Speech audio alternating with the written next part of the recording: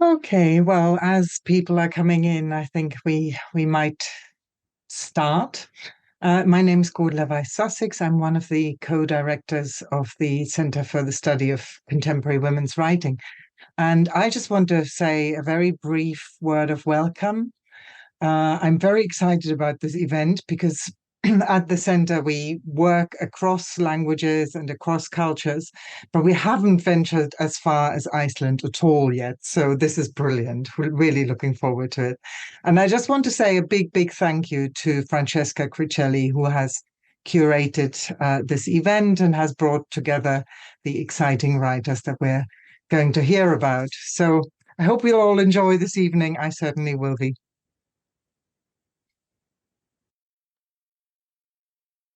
Thank you so much, Golda, for having us here today. I also wanted to thank you and thank the Center for the Study of Women's Writing and the Institute of Languages and of Cultures. And I also wanted to thank Reykjavík Bókmenntaborg, which is the City UNESCO of Literature in Reykjavík, who is also supporting us today. And of course, thank the wonderful writers who accepted to be here and for everyone who is attending as well. I just wanted to say a few words about this research that I'm carrying, which has three branches, really.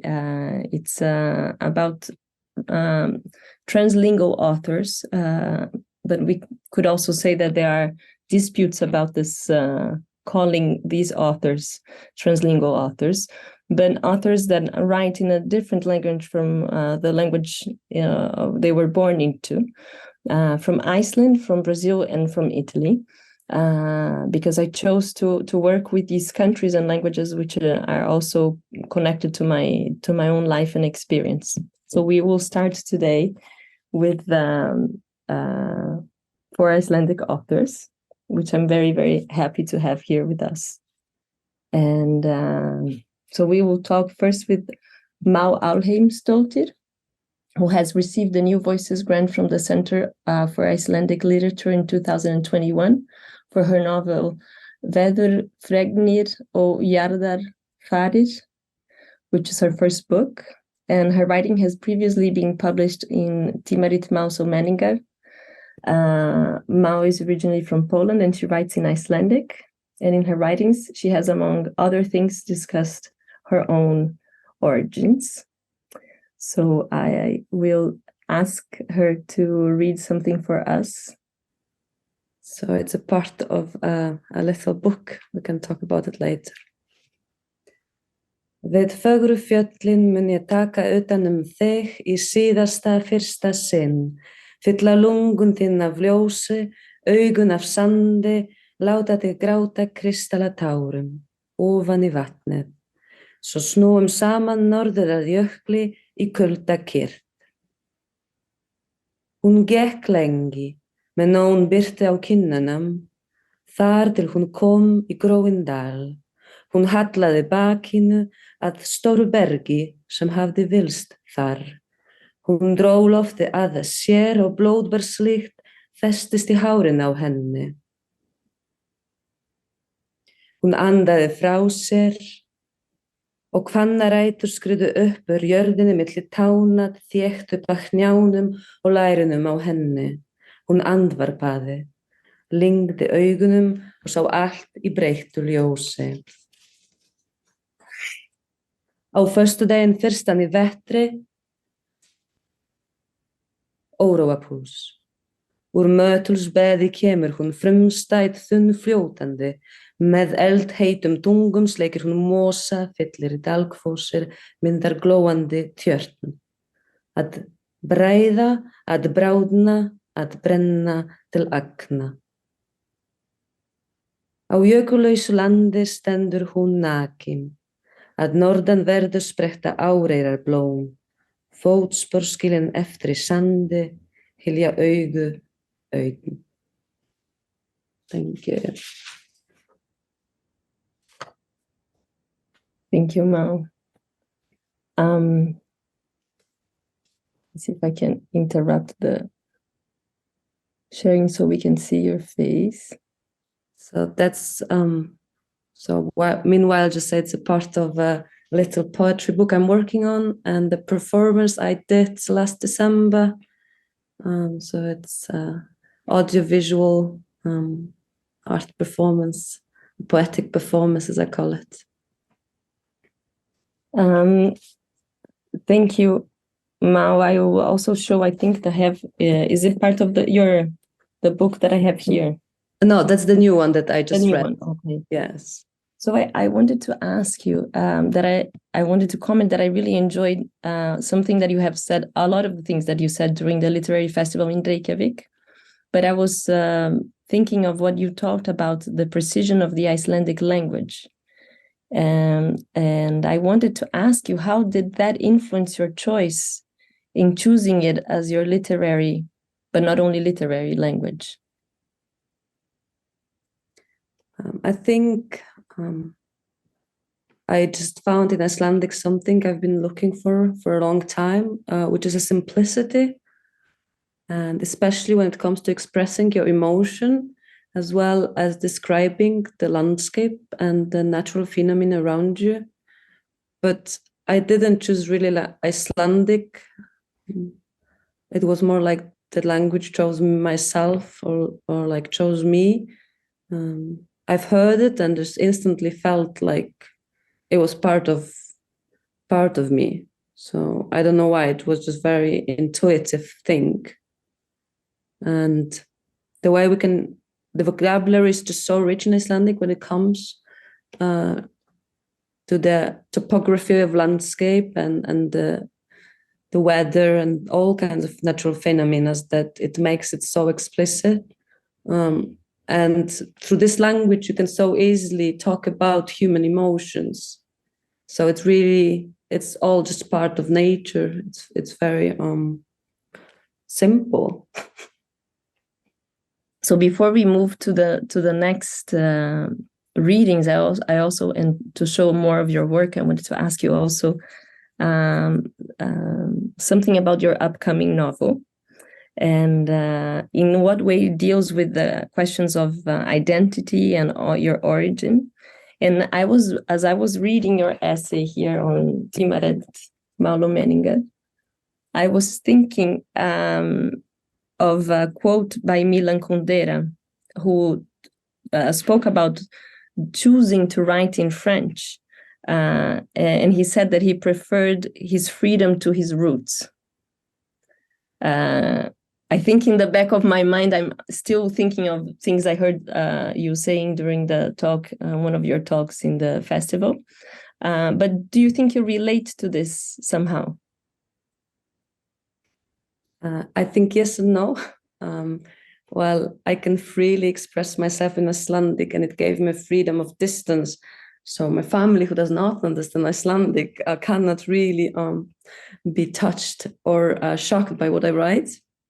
But my roots, I think, my roots are more of sensory memories than anything more precise than that. So for me, those are senses like the smells, from my childhood, and the tastes from my grandparents' garden, and all those kind of things. So those are my roots, but they're more of romanticized ideas. But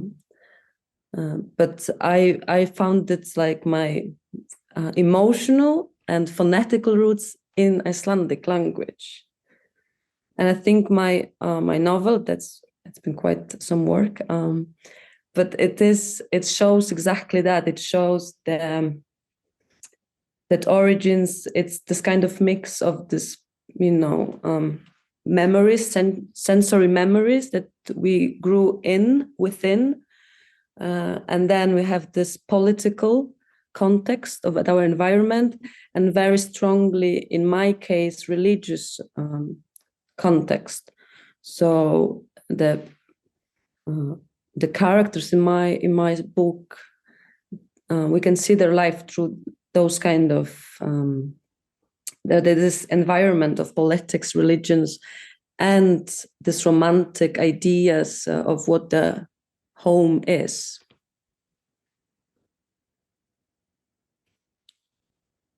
I think you're muted.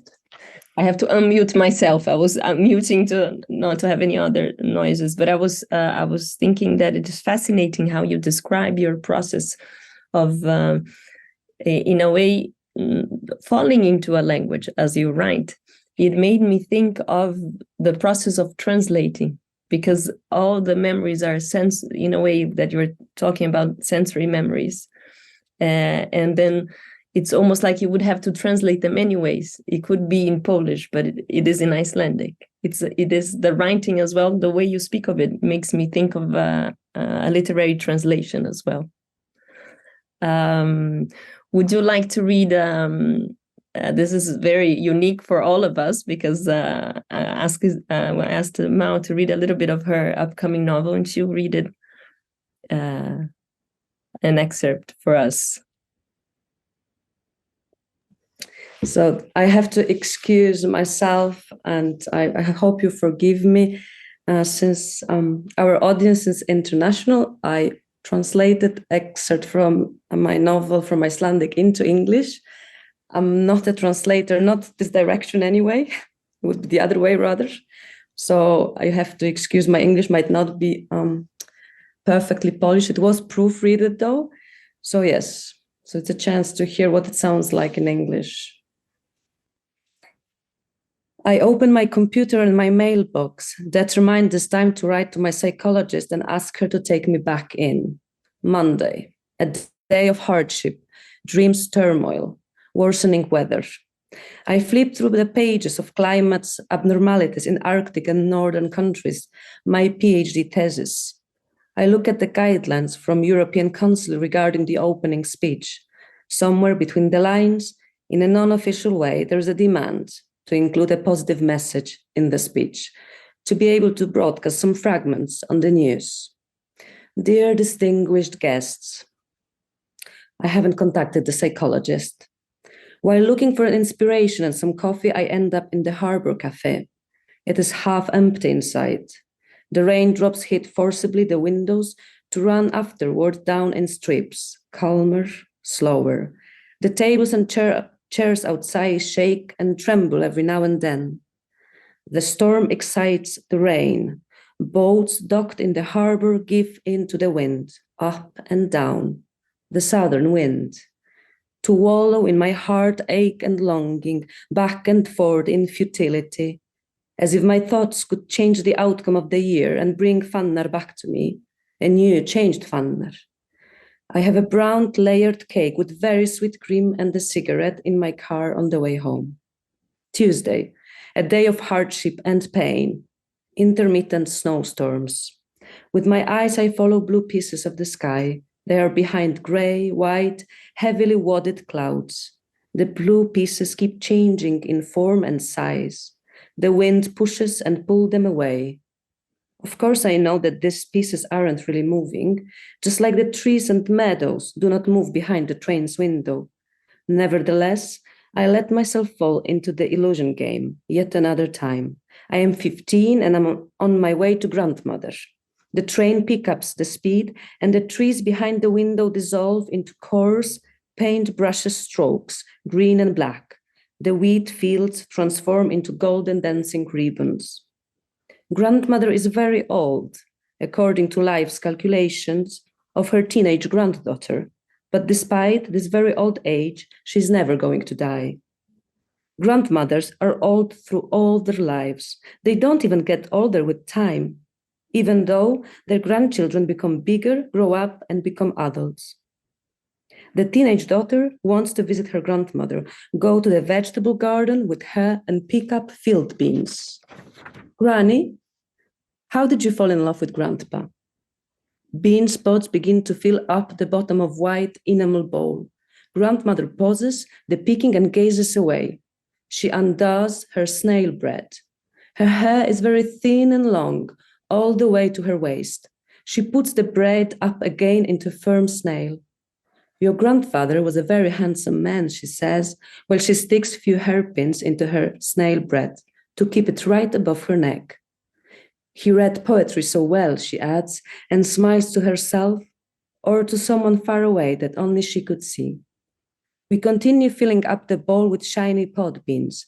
I try to imagine grandfather reading poetry. Were the poems written by some romantic poets? Or maybe just some simple stanzas composed by one of the villagers, something that everyone knew by heart? Or did the grandfather write it himself for Granny, a heated, passionate poem, or maybe a nostalgic one, about him waiting for her, yearning to see her again? It is a bit weird, though, to think about grandfather and grandmother side by side in a romantic context. Granny is old, but grandpa is not. He is young on all the pictures I have seen. He was also poor as a church mouse and not in good health. He was not made for the hardship, says grandmother, and the grandpa is suddenly coughing a lot and he is hunched and needs to lay down. I look up at the grandmother and I notice that the smile has gone from her face. But I chose your grandfather. I wonder if I hear regret in her voice for not choosing another man. Or is it maybe the sadness that the grandfather died so young and never got a chance to get old with her? Was there someone else that wanted to marry you, Granny? Yes, there was, my dear Lena. Grandmother's hand caressed quickly yellow pod beans, making them fall off the stems. He was a merchant, uncle of Lady Rogalska. She was a widow from Bisztynek. I would have had a good life with him. Why didn't you want that man? Was he too old? Grandmother laughs. Her face fills up with wrinkles. Well, yes, he was older than your grandfather, and he lived in a town, and I wanted to stay here. The summer wind rocks the branches of fruit trees that grow in the vegetable garden. Antonówka apple tree, pear tree, cherry, and plum tree. From Antonówka apples, once they are fully ripe in August, grandmother will bake apple pie. The apples have creamy color and they are full of sour juice.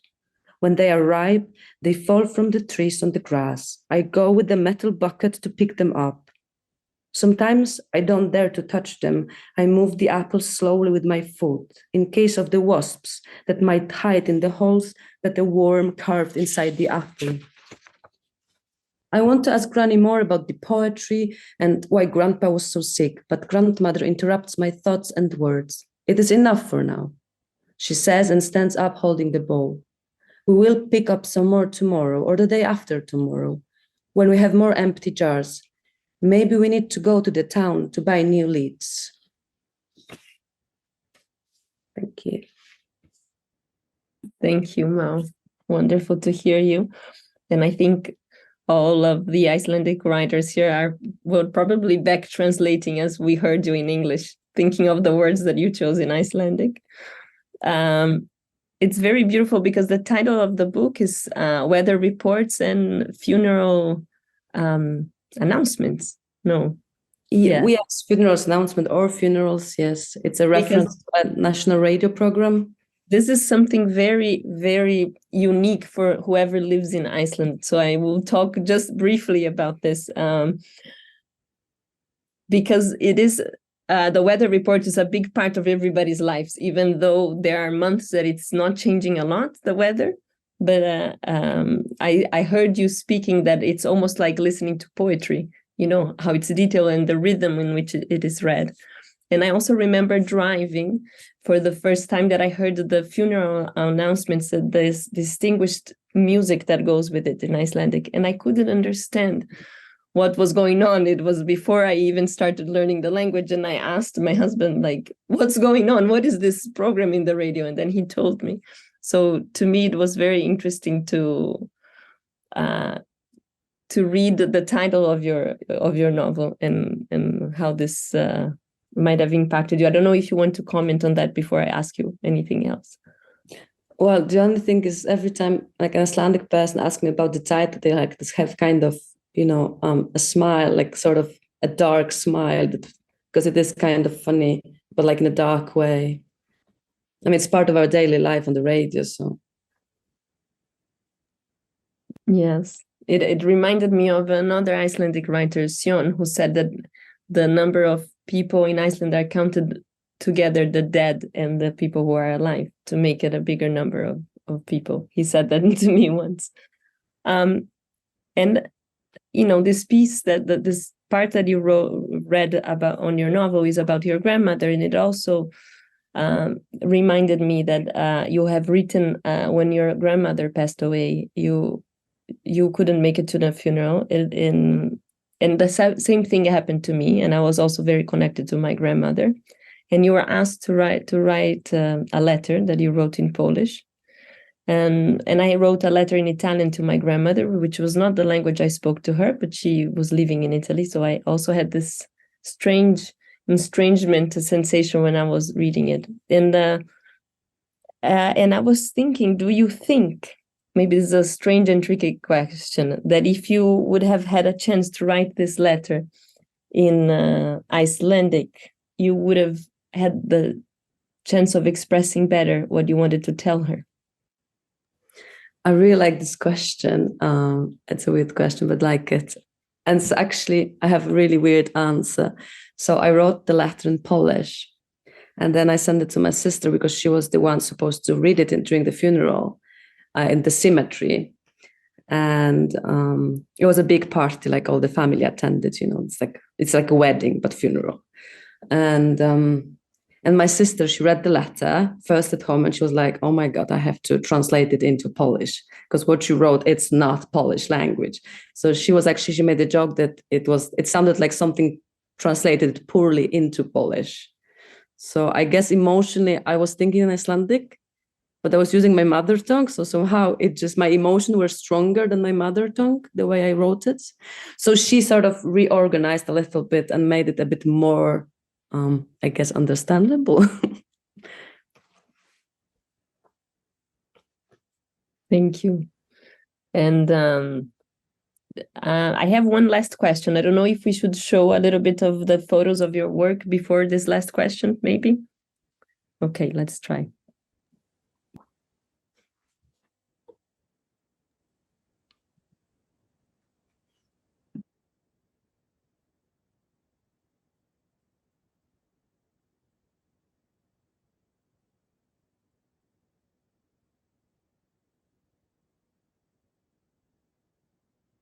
We can see it. I think everyone can see it.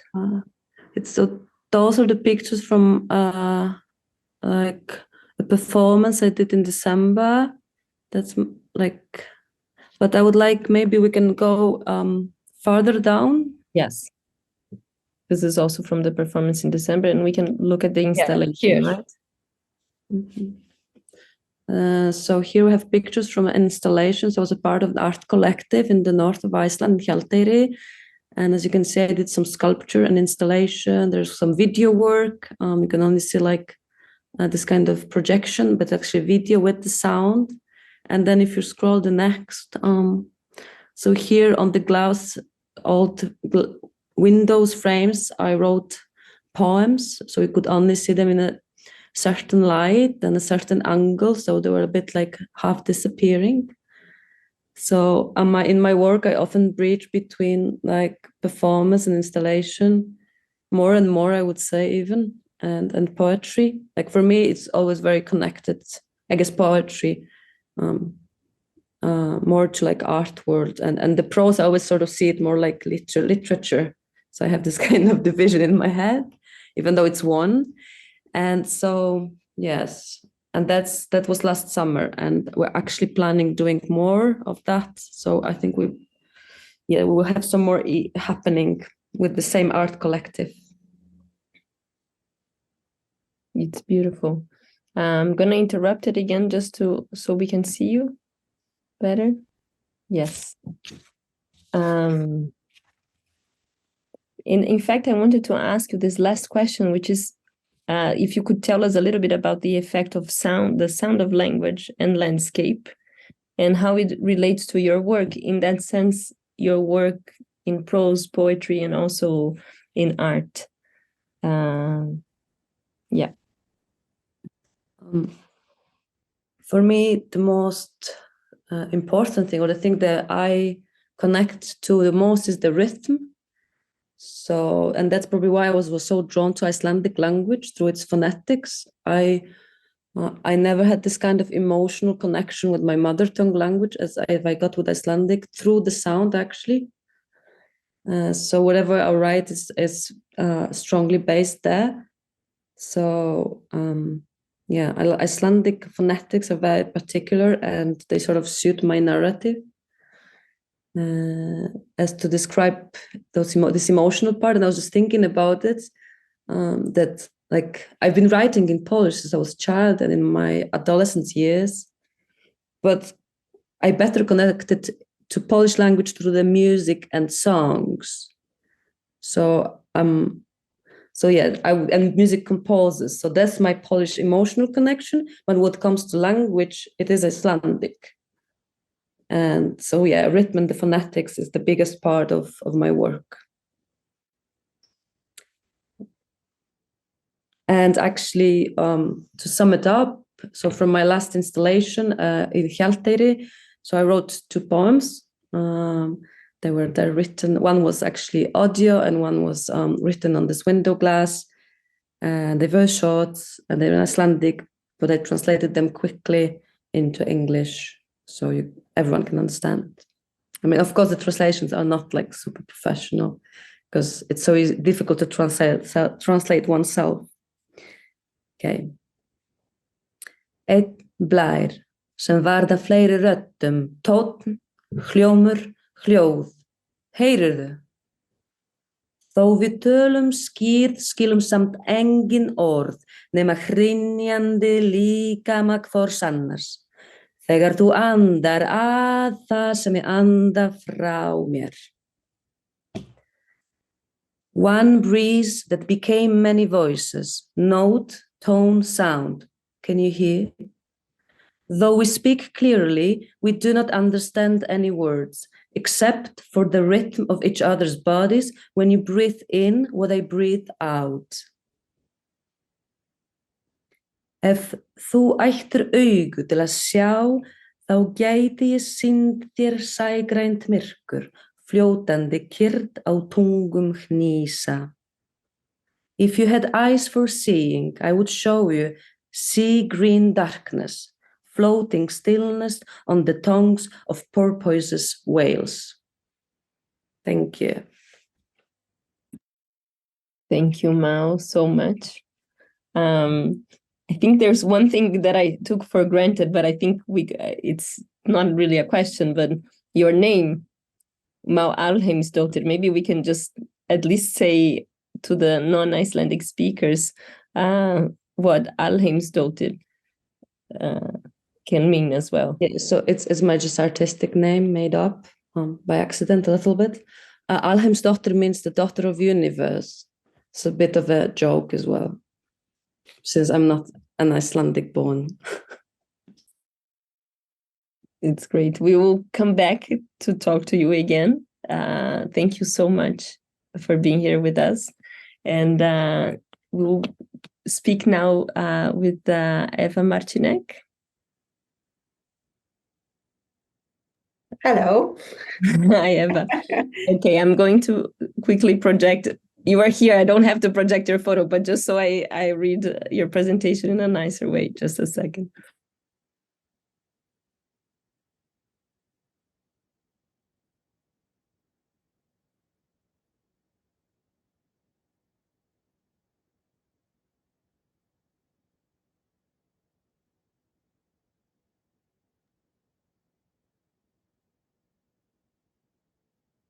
Francesca, I think you're muted.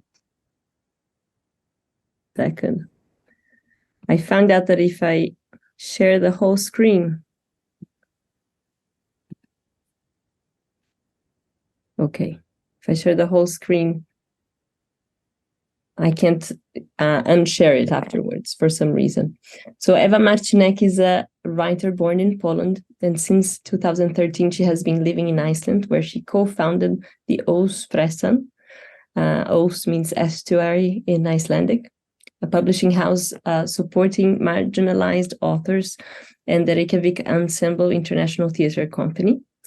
Ewa is the author of Polishing Iceland, a collection of stories and poems about immigrant life in Iceland. Her writing has been published in magazines, literary journals, poetry, and prose collections in Iceland and abroad. And her work has been adapted for the stage and used in theater performance, short films, and visual arts. Welcome, Ewa. Thank you, Francesca. It's absolute pleasure to be here and also hang out with friends, because I don't know if the guests at the seminar today know that Iceland is so small that we know each other personally, and actually we are friends. So I'm friends with all the author and also Francesca, the host today. So it's just a fantastic evening to have. It's very Icelandic, right? Yeah. Ewa, I don't know. You probably have the books there, but I was just going to show the two covers. Okay. So I will start by reading 4 short poems or vignettes from my debut book, Polishing Iceland. It's an auto-narration immigrant story about a Polish woman coming to Iceland. And after some traumatic events in Poland, she decides to change her life and move to a new country and start a new life. And those are just like little vignettes. It's a collection of short stories, poems, and vignettes. I will always remember my first conversation in Icelandic in a supermarket. Viltu poka? Would you like a bag? Já, tak. In my mother tongue, poka sounds like show me. Viltu poka? Would you like to show me who you are? Please, believe me, I would if I knew how. Kona. Icelandic woman means dying in Polish. Kobieta kona, kona eravdeja. Kona, kona, kobieta eravdeja. Kona, kona. A woman is dying.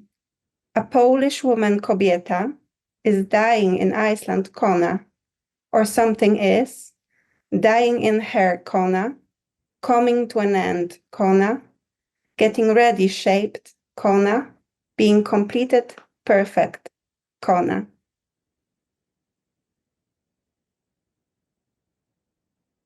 Sometimes I feel like a 3-tongued monster, a forked soul. Each tongue has its own life, own stories to tell, own chances to grab. Each tongue stretches and reaches out, searching for something more. More. Meira. Więcej. I had a dream that I wrote a poem in Icelandic. It was beautiful. Soft throat sounds. I was trying to write it down. Djupa. Daimi. Hverfi. It was gone. Thank you. Thank you, Ewa, so much for being here with us. So here is my first question. And of course, with all of the authors here tonight, whom I've had many conversations about their work in literature, I always feel I have more things to ask because they keep coming up as we read your work, as I read your work. So I was thinking of an article in the New Yorker where Jennifer Krasinski wrote about one of my favorite authors, who is Agatha Christie. And I particularly enjoy her short novel, The Illiterate. And she has declared that she says, I quote, "I know I will never write French as native French writers do, but I will write it as I am able to, as best as I can." But it seems, as Krasinski noted, that Christoph uses her estrangement as a kind of protection, both for herself and for her readers. She explained, "I use French as opposed to Hungarian to create distance between my terrors and my writing. This distance might be understood the same way one could an act of translation, for example, which admits the natural slippages between language and life, between a story as it is lived and as it is remembered, as it is told. Could this modus operandi, this way of working, relate to your work in Polishing Iceland?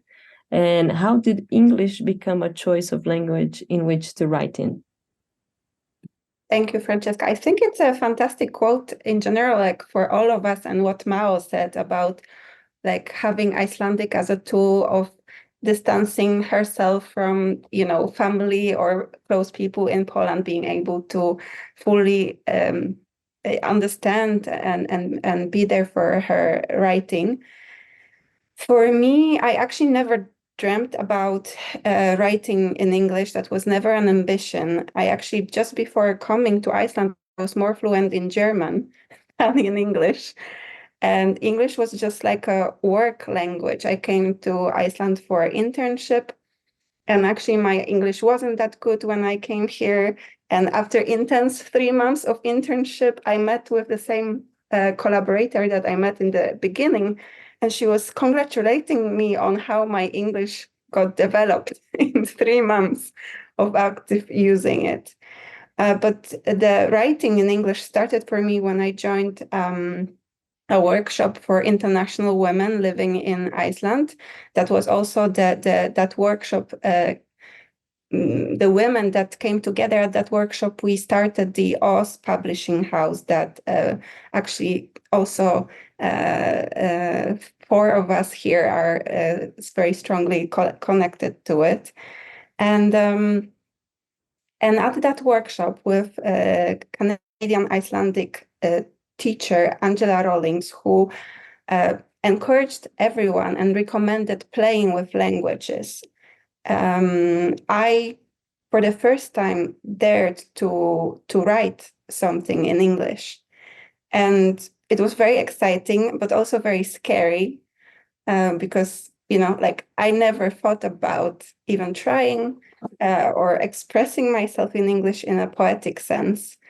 But it was a great fun to do it. But the main motivation in the beginning was just to be able to share as well. So we were in a group of international women. I just, you know, if I would choose to write it in Polish, there would be only one person, except for me, that would understand. And there were maybe 15 women. And I really wanted to be able to share my story. And also during that workshop, I started working on Polishing Iceland. So it was an amazing moment for me. Definitely writing English is a safe place for me now, but it's also very exciting, you know, place. It's an exploration. However, Polish might seem really natural. I also don't, it's so natural that I don't know what I'm doing, you know, like in Polish, it just comes out. I don't feel like I have control over the language as much as I have in English. In English, I'm very precise. I'm trying to be very precise about every word I use. And I write very often just Googling the meaning, checking dictionaries, you know, retranslating myself to Polish, using online tools just to be sure that this is exactly what I'm trying to say. Whereas in Polish, I don't think I would ever check in dictionary, in Polish to Polish dictionary, you know, am I using the right word? No, I think it's so natural and kind of almost overflowing me. And through it, I also, although my vocabulary, of course, it's more limited in English than in Polish, it also gives me some kind of a frame I work with. You know, I try to write very clearly using simple structures, simple sentences, and yet looking and playing with the poetic sense as well. And I think it's also with like identity. I feel very international. You know, I'm a part of an international family. My family members live in more than 4 countries, and I live in Reykjavík, but I also operate in a small international bubble here of international artists. So English is the chosen language. And there's one more thing that I wanted to just mention, that after years of writing English, I also realized how easy it is to be then translated to Icelandic and published in Iceland in Icelandic, because everyone can translate. Among the translators, there are so many people translating from English to Icelandic, whereas there's no one fully professionally translating Polish literature to Icelandic. So although my choice was very intuitive, in a practical sense, it would be almost impossible for me to write in Polish. It's very interesting to hear you, because I feel like, also for the people who are maybe not so connected to the life in Iceland, that the largest immigrant community in Iceland is Polish. Mm-hmm. And as a joke, I say this, but I always thought, okay, I will move to Iceland, I will learn Icelandic, and then I will learn Polish, because I love the Polish poets, and my dream is to read them in Polish. I don't know, maybe in the next life, not in this life. I think the first one of the first sentences you said to me when we firstly met was, "I love Wisława Szymborska. I love Wisława Szymborska." So it is interesting, because you would still have like a large community of readers in Polish, and maybe in the future, in the close future, we will have more translators who will translate from Polish into Icelandic. And now moving on to another question, something about a very recent work of yours, which is a piece called Zombie Stories, that you wrote for the Icelandic radio, right? And it was broadcasted, and it's very brilliant and witty. I really enjoyed your text, and in a way, it kind of I read it as an aftermath of polishing Iceland, because it is such a personal text in a way, because you could be, let's say, close to the narrator. So in a way that you also got that attention, then this mixed of the author and the narrator. And my question is, can we really distance ourselves from who we are when we are writing about zombies? Or what would insist on being present in a new work? Even writing about zombies, what couldn't you keep away of yourself in that work? Mm-hmm. So I will just maybe add few information about the text you're referring to for the audience. So the text I wrote was mostly about this need that I felt after years of writing about immigrant issues in Iceland, to escape the political subject of migration, representation, identity, and just write for pleasure. And in the text, I'm asking, would I be still recognized as an author if I would not write about immigrants? If, for example, I would write about zombies. And it was a question that was also haunting me as a author, like there is a need to, of course, to talk about migration and marginalized voices, but it's also, for the author, it can also be a trap, because it's very exciting and it's very nice to be recognized as an author, but it's also heavy subject to bear on your shoulders and be also the person representing something bigger than just my personal story or my little book that I wrote. And writing is also so much more for me than just the political aspect of it. And I actually grew up reading and loving to read authors like Stephen King or Kurt Vonnegut, who was also interested in sci-fi writing. And these authors were like what I wanted always to do with my writing, where I wanted to go, to write just amazing stories, almost like page turners, just bestsellers that people just love. That was my aspiration. I never thought I would be representing, migration issues. But in replying to your also question, of course, I don't think there is a way to escape yourself in writing fiction. It's just the filter, I think, is so much stronger. When I'm writing, because I'm working on a novel where there are zombies, although they are more like unconscious labor force. I am writing about my experience of very close relationships. I'm writing about what it means for me to learn how to love someone, what it means to learn how to care for another person, what it means to overcome the egoistic needs and be for other person, even if the person is unconscious in a way, as the zombie potentially could be. So of course I'm writing there about my own experience, and I'm choosing the aesthetics I like, and those are my emotions and what I think and see in life.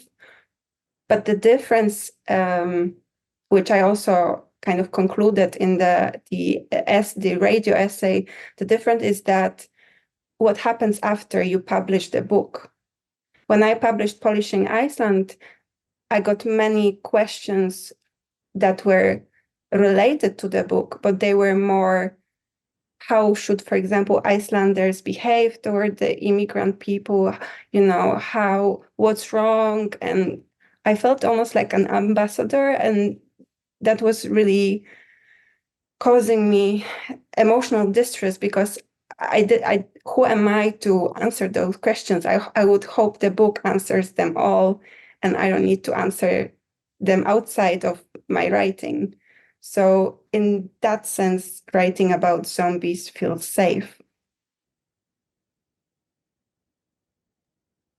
Very interesting, Eva. Well, I think we all look forward to know where your writing will be going in the next months and years. I'm thinking that maybe you can read a little bit more for us. I think there are a lot of these questions, although I asked you, I think they also relate to all the other authors. Of course, the citation of Agatha Christophe, and then I will speak of a French writer later on when I'm speaking to Natasha. And of course, I was thinking of all of you when I was asking these questions. So please read more for us. So the next little excerpt I will read is from Writers Adrift. It's a collection of essays that we published last spring together with Natasha, who is here today as well. We were the editors, but also the authors, and Helen and Francesca were the authors in the book as well. So 10 foreign-born writers living in Iceland write about their experience of belonging, the experience of being part of Icelandic literary scene, and just their writing. Recently in Iceland, in Reykjavík, I caught myself actively insisting that I do exist. I'm here, I'm here, I'm here, I'm here. I tell everyone who will listen. People smile, but a little grain of pity stuck between their teeth makes their smiles fragile. What's more, I try to convince others like me that they exist as well. Under the guise of cultivating our friendship, I engage them in a conversation about the highlights and challenges of our emerging being. I want so much to exist, not for one season, but for good. I hope that together as a group, we could find a way to be, but maybe we could also last. So I support those who doubt and listen to the frustrations of those who don't, but the world has tried to prove them wrong, and I remind others that they cannot quit. Not before their first or the next book is out. I urge them. It's very easy to stop being a writer. Too easy when you are an immigrant. Thank you. Thank you, Eva. I think part of the next question you have answered, but I wanted to ask you about your relationship with your translator and translators. And because it's interesting that Publishing Iceland exists in its original version in English that was published by Óspressan, but also in Icelandic. And it has a strong literary and also political function in that way. And how did it resonate to publish? How was it for you to publish in the major publishing house in Iceland, which is Forlag? Yeah, this is my question. The other one you have answered. I think your way of writing in English, as you told me, it has also a process of translation, not from Polish, but from the way that your thoughts are organized, right? So I wrote the book in English, and it's playing, there is a play on words with Icelandic and Polish as well. But the main language in the book is English. And I wanted it originally published in English. But of course, I was very open to publish it in Icelandic as well.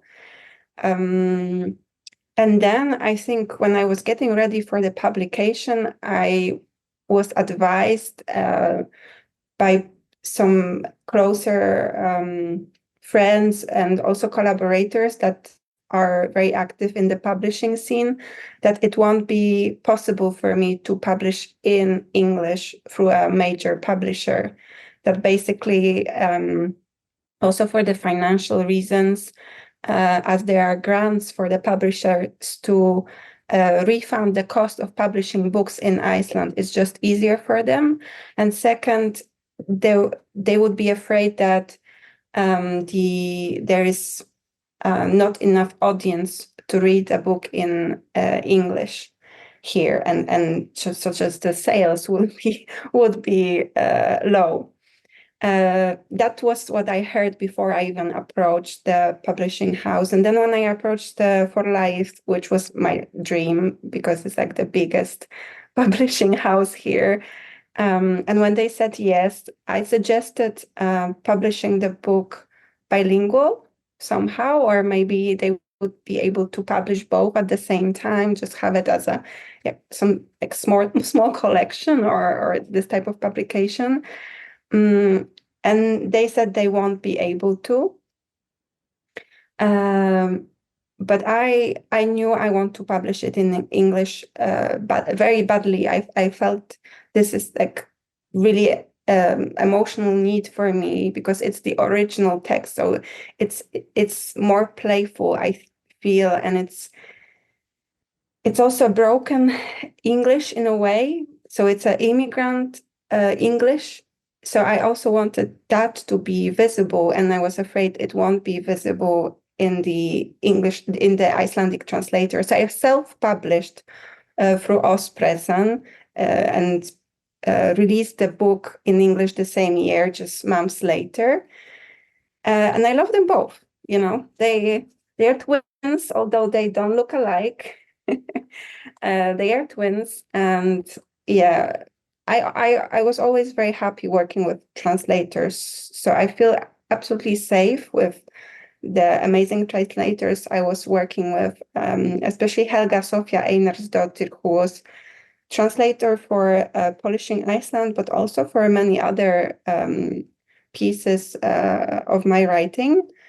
And I think it also gives me comfort that I am not fluent in Icelandic. I understand and I can read in Icelandic, but I could not advise my translators to use better words or use different metaphors. I could not advise them on a style. So it gives me the freedom of the detachment. You know, once I am done with my English version, I just let the book go. And I translated the book to Polish, but I felt like Mao translating the beautiful letter for the funeral. I feel like I disconnected with Polish so much that I'm actually afraid of the quality of the Polish translation. So I was working I approached the Polish the translator Jacek Godek, but we didn't move on with that yet. And I'm also not sure if the book would make any sense in the Polish context. So maybe it should be a different book or a different version of the book. That's fascinating, because I didn't know about this Polish project of the book. Yeah. Since you read from and you talked about the book existing in 2 languages, and you read from Skaldreki, from Writers Adrift, this is a book of essays that also exists in an Icelandic version. And I was just wondered, you introduced it a little bit. This is a question that, of course, you can answer also with Natasha, but if you think, what are the legacies of the project's Writers Adrift? What do you think will come of it? I think I would like to open the question a bit more, because although I think Skaldreki will have and have already amazing legacy, I think it's a part on a bigger path, because although me and Natasha were co-editors of this book, Natasha will probably mention the book, the collection of poetry by foreign-born authors that she edited. She was editor of before. But for me, also working through Ospresan and then writing columns for Tímarít Máls or menningar that I dedicated to like a profiles of foreign-born authors living here was a base on which both me and Natasha could build the Skaldreki, the Writers Adrift book. And what is coming next, it's maybe for now more visible in practice than in literature. I've been working I've been coordinating, curating event series Reykjavík Poetics since June last year. So once a month, we have those events for international writing community where we invite authors to share their writing. And I was also part of 2 amazing gatherings by the invitation of the Writers Union of Iceland, which are opening their doors and reaching out to the international writers living here. So I think we already see some great things happening, maybe more in the practical sense, which is also very important, I think, for the authors, meaning to have support and space to share your writing. Thank you so much, Eva. We will get back at the end to all of the authors. And now I wanted to invite Helen Cova to speak to us. I will just briefly share to present her, but she is here and she will, of course, speak for herself. Okay. So Helen Cova is a Venezuelan Icelandic multidisciplinary writer. Her work includes children's books, poetry, essays, and short stories. Her books have been published in several languages, including Icelandic, English, Spanish, and Persian. Helen's work has also been published in journals and magazines in Iceland, as well as being selected for international projects like the Lunar Codex and Orðskæl. Helen is the current president of Ospressen and the founder and CEO of publishing house Kariba. She focuses on the use of her language as a tool for inclusivity and creation. Thank you, Helen, for being here with us. Hi, thank you. Thank you so much for having me today. And it's just such a great pleasure to be here and to share the space with all of you. Also, thank you to everybody that came to listen to us. It's just a great pleasure. I want to mention one small thing, though, which it just totally went above my head, which is that I am no longer the president of Ostpresent. I was until early this year, but the presidency is moving forward to Mao, actually. But I mean, it doesn't change that much, right? I was in the presidency of Ostpresent, and I am very happy to still be part of that fantastic collective. It's wonderful to hear, and then that Mao is also here present with us. So I think we can start with a short reading from you, and then we move to the next question. Yes, so I will read Swedia, which you have the translation for in English. I will read the first one in Icelandic. This is a short story from my book called Autosarkofagi, Do It Oneself. Swedia. Þegar ég hjó af mér höndina með sveðju, sauð mamma söpu handa þeim fátæku upp úr hendinni. Þeir fátæku sögðu að súpan hefði bragðast betur ef við hefðum gert hana úr vinstri hendinni. En ég örvhent. Þegar ég spurði mömmu hvers vegna hún lagaði súpu úr hægri hendinni minni, svaraði hún að það væri alltaf einhver sem hefði nóg fyrir það sem öðrum þætti ofaukið. Og að sú leksía myndi kenna mér að höggva aldrei aftur af mér höndina. Dálítið eitt, finnst mér, þar sem ég hefði ekki verið fær að höggva þá sem eftir var af mér sjálf hvort sem er.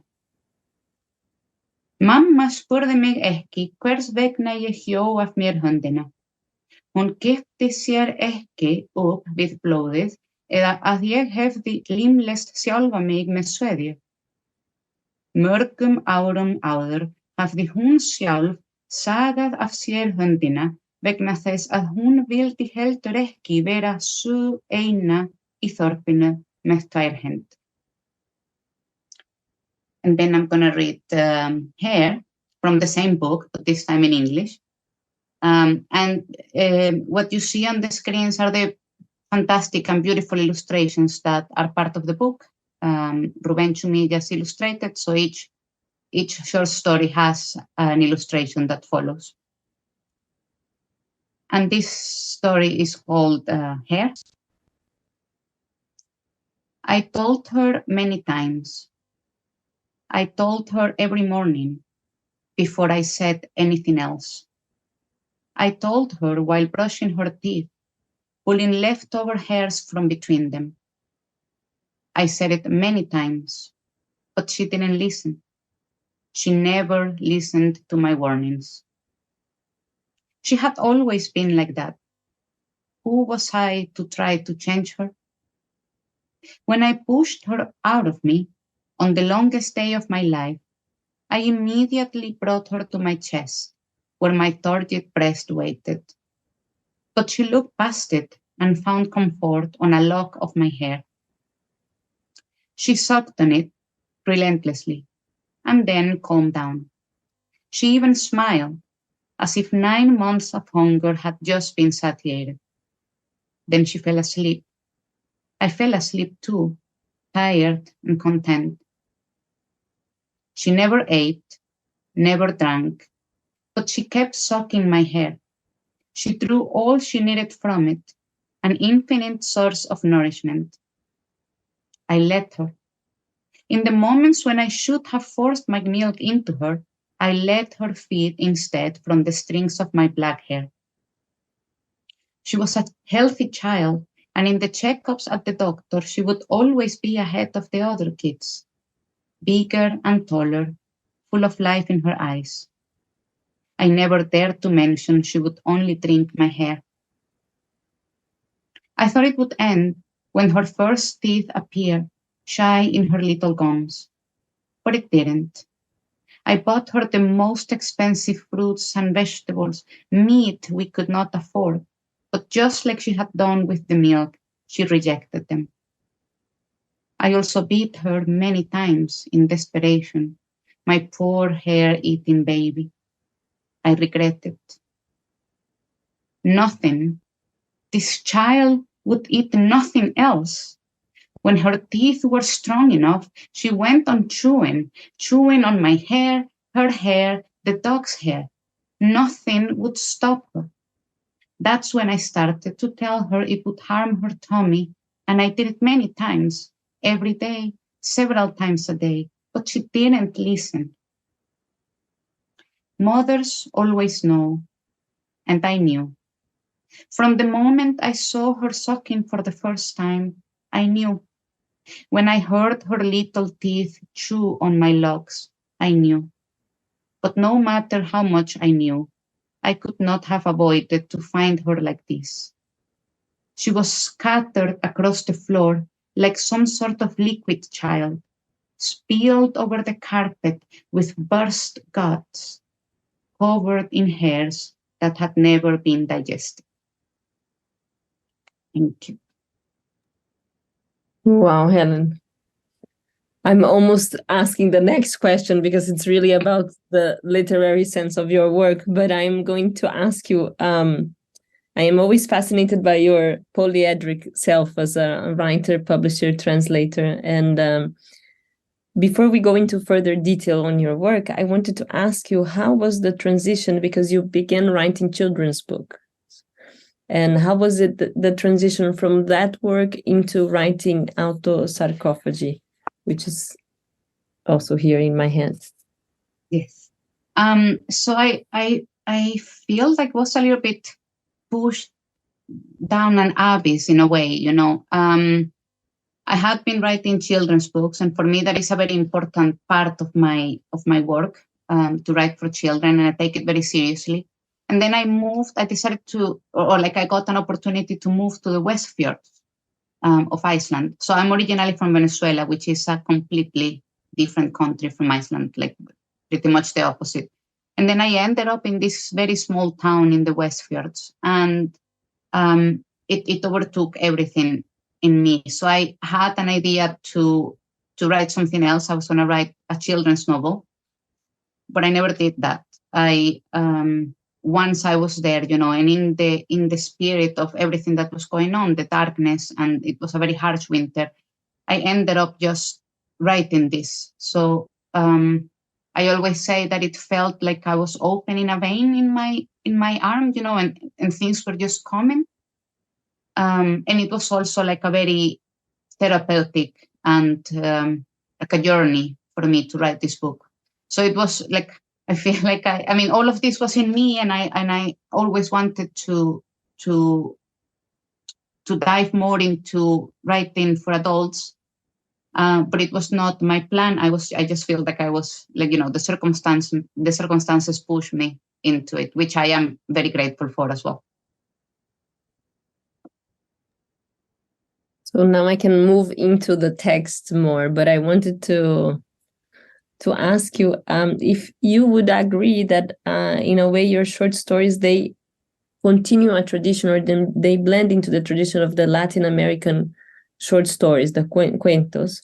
And I'm thinking here of Cortázar and Samantha Schweblin, Gabriel Garcia Marquez, just to name a few, where there is, in a way, a twist of, I would say, dark magical realism, which is something that also seems, of course, present in not only the contemporary, but maybe, you know, the novels of Icelandic novels from the 80s and the 90s. But I think it's also something that is present in the Icelandic sagas, a way of an uncanny way of seeing things between reality and imagination. And so one of my questions is, what were the literary influences during the process when you're writing this book? So I think that, like, while I was writing this book, I was not consciously thinking of any literary influence. I think this just happens, right? It's like I feel like I become everything that I read, and I think that all of the authors that I have read have a big influence in me.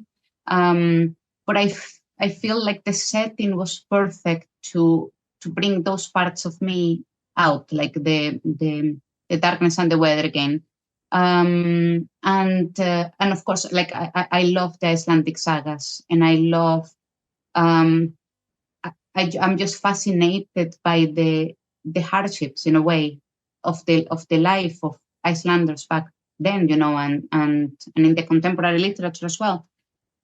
And I do feel that with the Latin American, with the South Americans specifically, I think the genre of the micro stories or the very short stories is very strong there.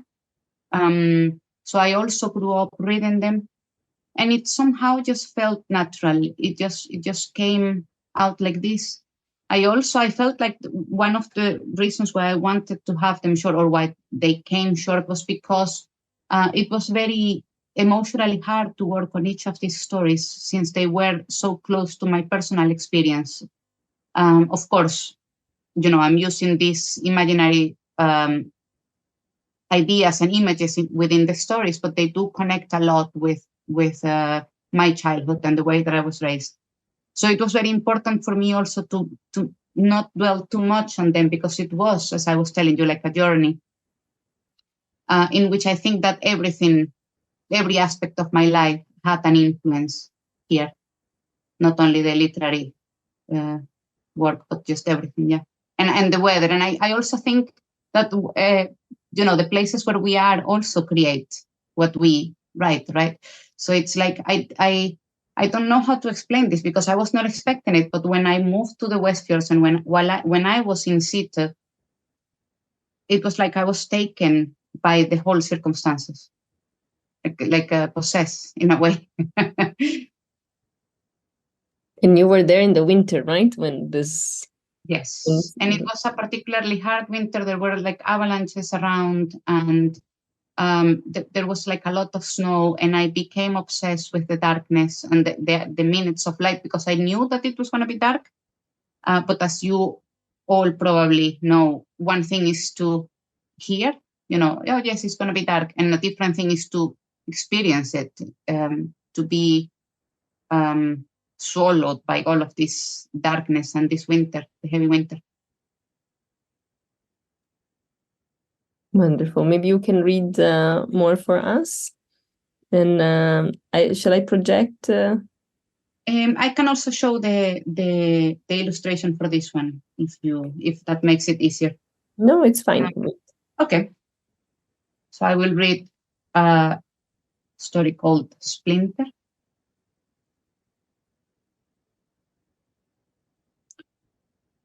When I was 11 years old, I got a splinter in my right eye. That was also the year that my breast started to grow. And contrary to what one could imagine, those two things don't go well together. Since the splinter accident, I have had to keep that eye shut. And because my breasts were signaling that I was not a girl anymore, men thought that I was winking at them.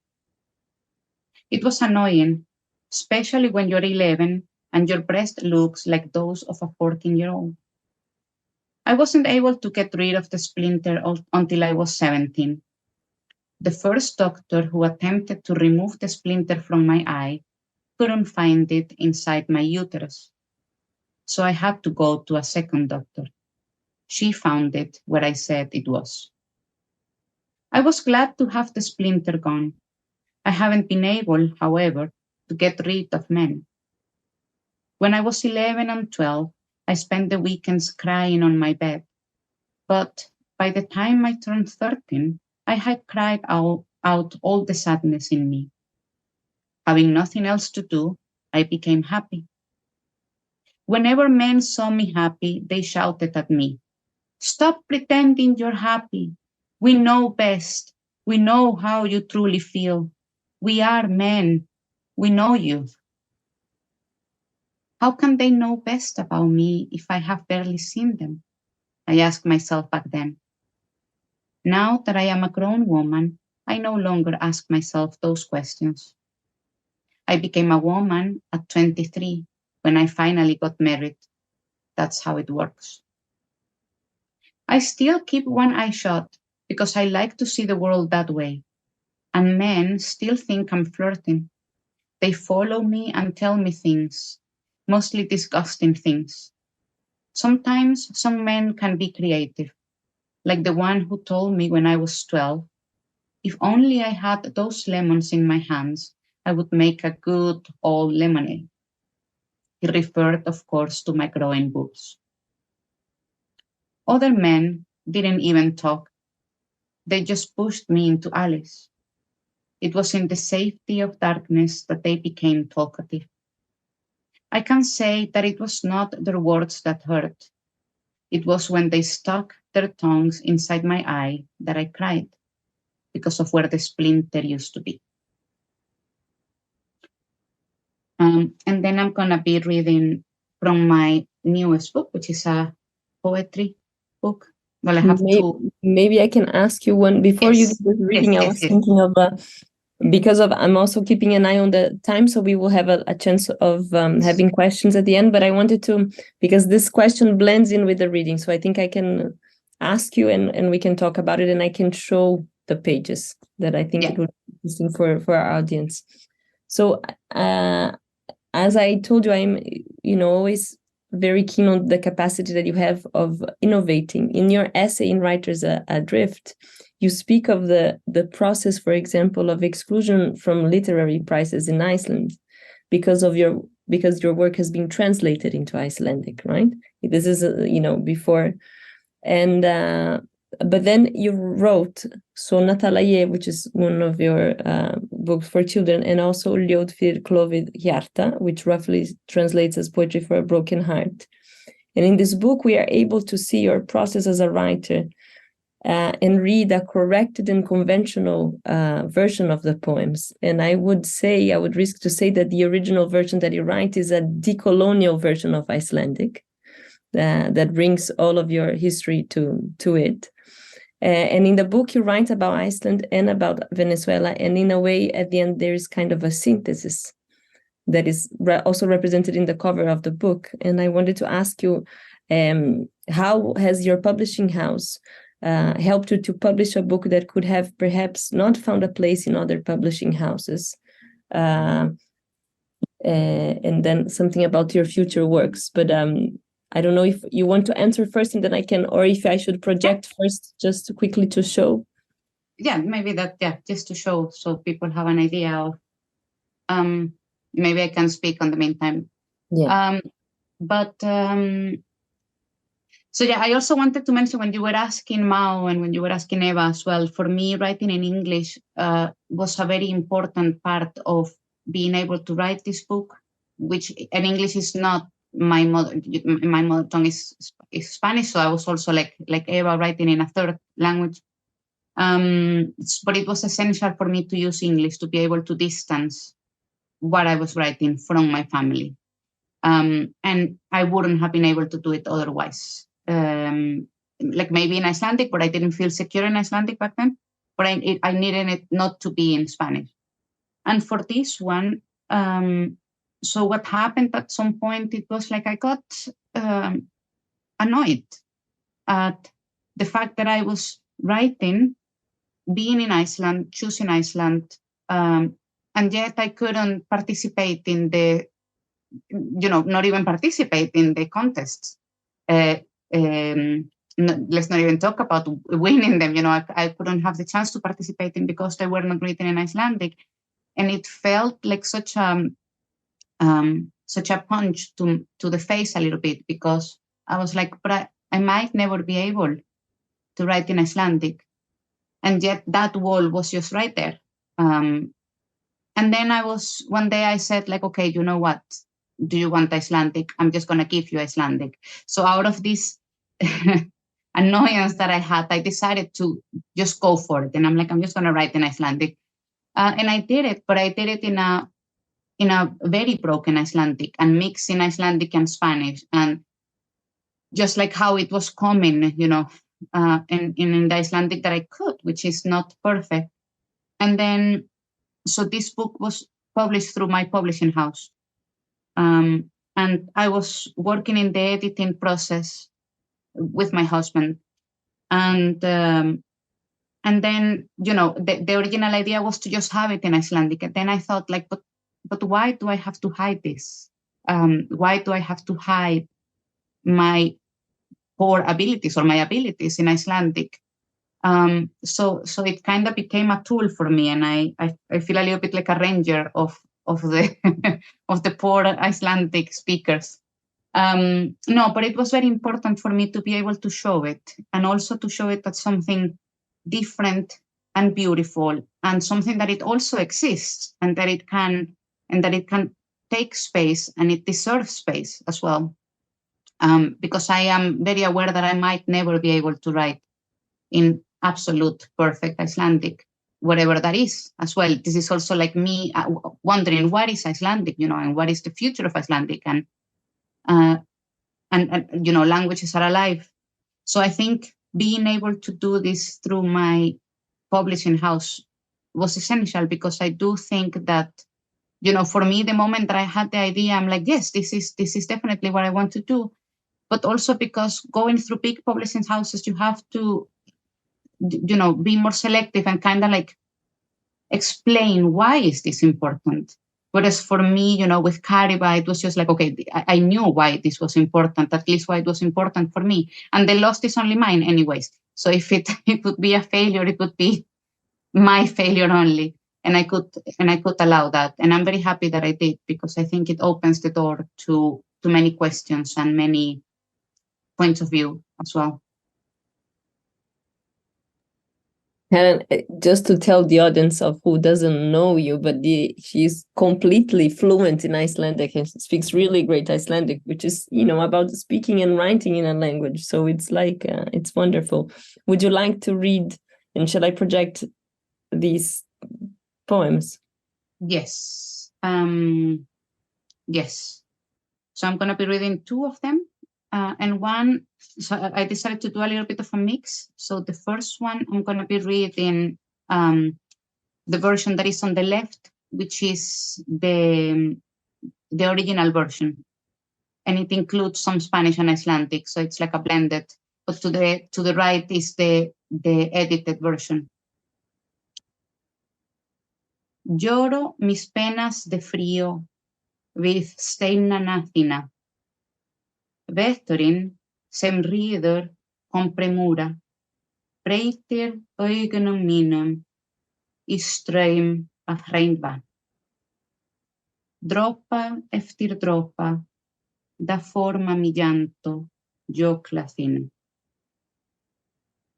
So that is in like my Icelandic. And then I do want to read, I'm actually going to read that in English, but there is like one of the poems in this collection was selected to represent Iceland in the Lunar Codex project, which is, a project of arts, but within it, there is like not this one, the previous one. Yeah. Within it, there is like an anthology of poetry in every language. That is going to go on a capsule to the South Pole of the Moon, which I think is quite cool. And I'm going to be reading this one in English. And when the rock falls, from the summit of Kaldbakur, breaking all on its path like a cracking stab, it will leave behind a groove that will become a river, then a fish, then aliment, then body, then death, then earth, then the rock that falls from the summit of Kaldbakur. And that one speaks about the highest mountain here in the West Fjord, which is Kaldbakur. And then I will leave the last one. I don't know if we want to speak a little bit more and then have the last one to close. I just wanted to, it's your version in English, right? Yes. And I just wanted, this goes back to Mao, but Mao's version in English is also wonderful, even if she said it's not her working languages. So this gives like such an amplitude of the amazing capacities of these women writers here.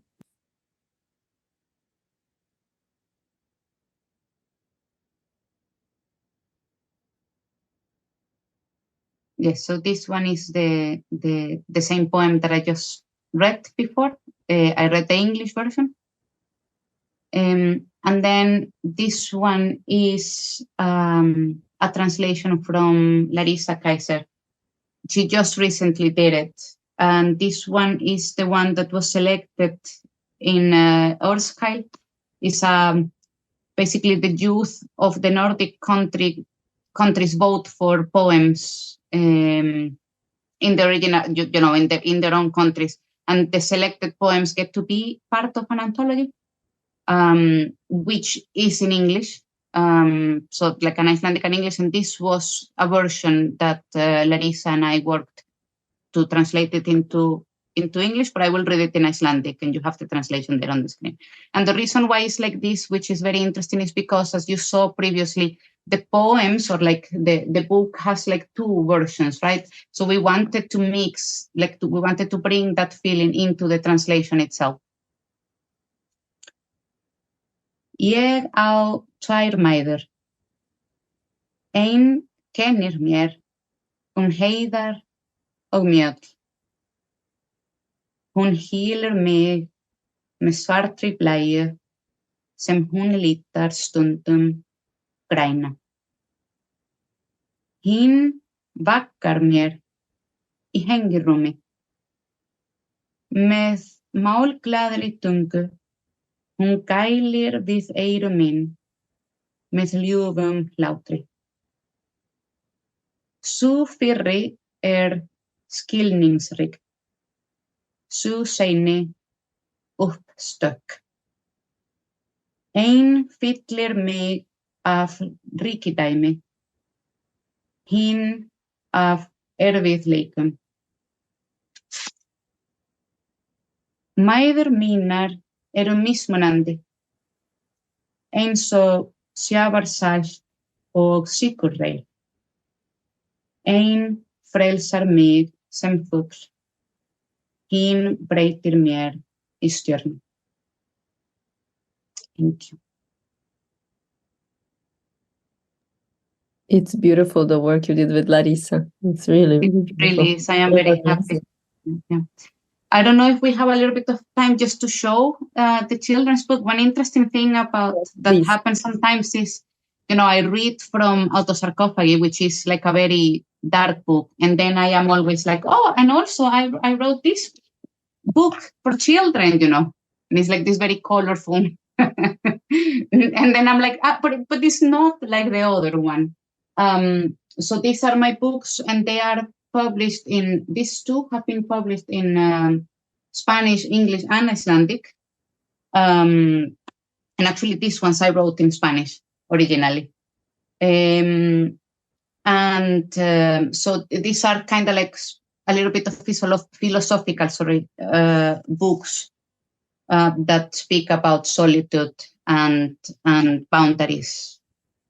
And then in like my newest book, which is the one that I wrote in Icelandic, goes kind of in line with everything that I published this year. And it's a book about speaking Icelandic with an accent and creating space for all sorts of Icelandic and all sorts of ways of speaking Icelandic, and be happy and proud that we can all use Icelandic and share it and learn it, and that is there, instead of putting so much pressure in the way that it sounds or how people speak it.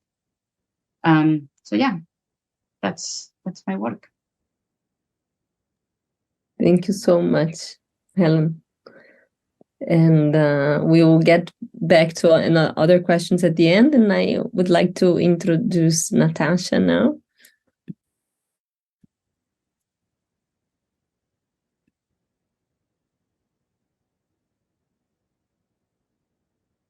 Natasha S is a poet, translator, journalist, and editor born in Russia. She has a BA degree in journalism, and she has written freelance articles about her new homeland.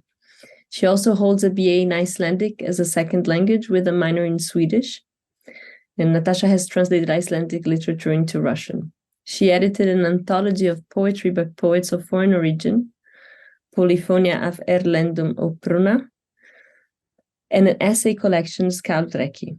Natasha's first poetry book, Máltaka á stríðstímum, was the 2022 winner of the Thomas Gudmundsson Literary Prize. Thank you, Natasha, for being here with us. Thank you for having me. I was wondering if maybe it would make sense to skip the first long poem. What do you think? And just read an English one? Could be. You are the author. I'm. We can do that, and then we can go back into talk about your book. Okay, let's just stick to the original plan. So I'm going to read from my book, which is Máltaka á stríðstímum, that was published in 2022. I'm going to read quite a long poem that is the only poem that has English translation.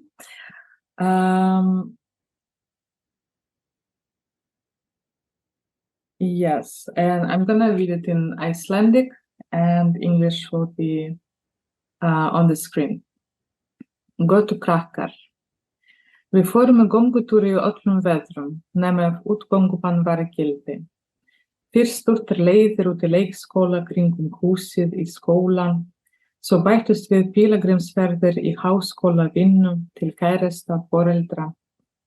Í sumarfríum rendum við okkur á rúluskautum, stóra Sigurgarden, eftir stígum tileinkuðum flugmönnum úr stríðinu, skriðreka hermönnum, skærulíðum, fórum í eldingaleika kringum Sigursafnið, klúpum brennheitu sólskini á milli granítbrjótsmyndaði hetjustig, gengum kring eftir minningastig, söknuðum eikalaufum, gaslæningnétum, konglum á fríðastig. Síðustu ár grunnskóla sóttum við hverfi við Rauðatorgið. Sátum við í Alexandergarði í gömlum farvegi ár, sem steimir nú eftir neðarjarðargöngum. Yljuðum okkur við eilífðarlógum hjá gróf óþekkta hermannsins. Við komum úr mismunandi hverfum, gestir miðborgarinnar, spjölluðum og kynntumst, vinahópurinn óx, mættum í garðinn eftir tónleika, sátum við brotsúlu sem reis til himins áleitur nöfnum byltingamanna. Á fyrstu háskóla árunum spiluðum við íshokkí á Patriarkatjörnum, úr meistranum og Margarítu. Mættum vikulega hjá minnismerki Gríbojedovs, hlustuðum á götuskáld, færðum okkur svo til Pushkins. Á loka árum háskólans söknuðumst við á Mýratorgi, sátum á bekkjum umkring skrimslaskúlptúrum af 15 löstum fullorðina. Ræddum bækur, spiluðum á gítar, með gosbrúni bakgrunn borðum dimmum nóttum undir götuljósi. Þegar nú var komið fjölmenni fólk skreið hvítum slaufum, gosbrúnar og skúlptúrar druknuðu í mannfjölda. Andlitin vinaleg, við vorum á réttum stað. Í lélegu símasambandi heldumst við í hendur til að týnast ekki, og múginn fór alsæla við tilhugsunina breytingar, raddir okkar samhljóma. Við trúðum á bjarta framtíð, barinn með kylfum.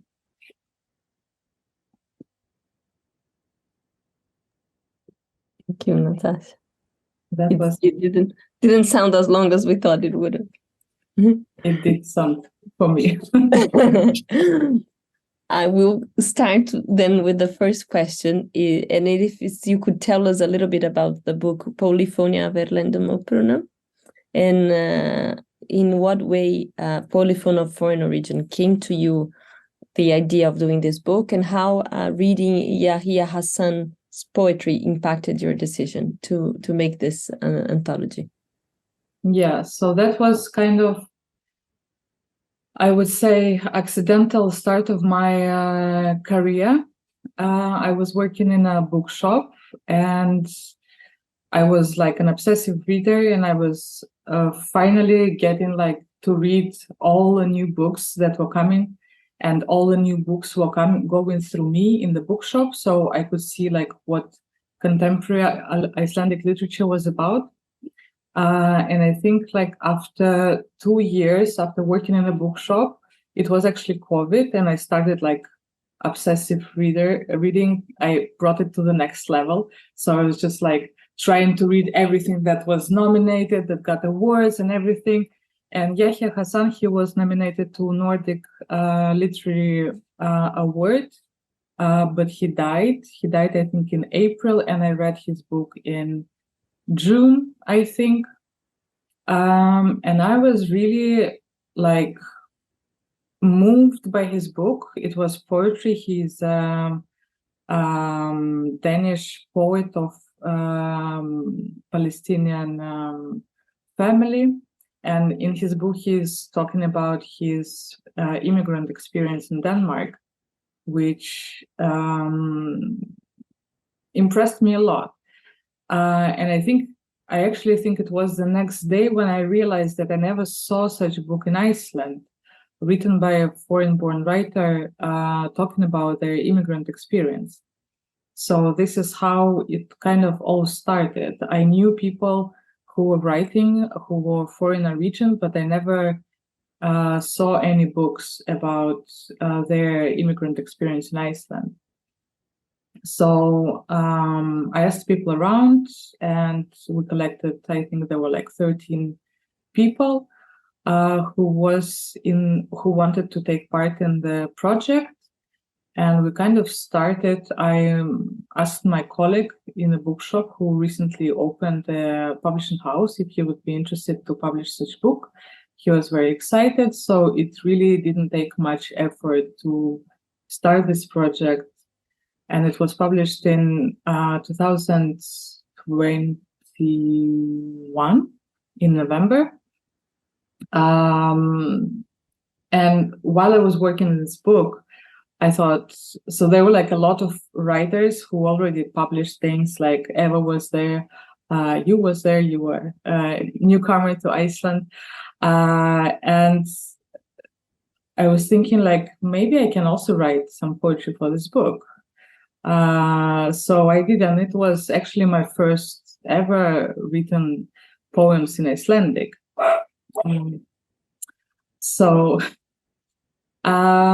And then, like, when the book was published, I went to the interviews, and I was called like Russian Icelandic poet, and I was like, wow, I did not see that coming.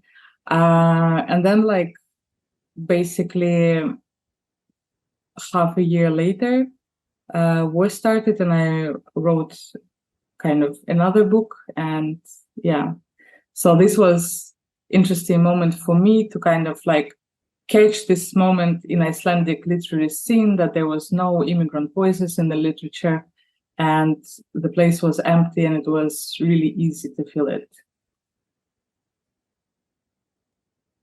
Thank you, Natasha. It's also, I think it's very interesting to show the cover of the book, because it is in dialogue with the aesthetics of the book of Yahya Hassan, and whoever studies Nordic literature will have a chance to understand this.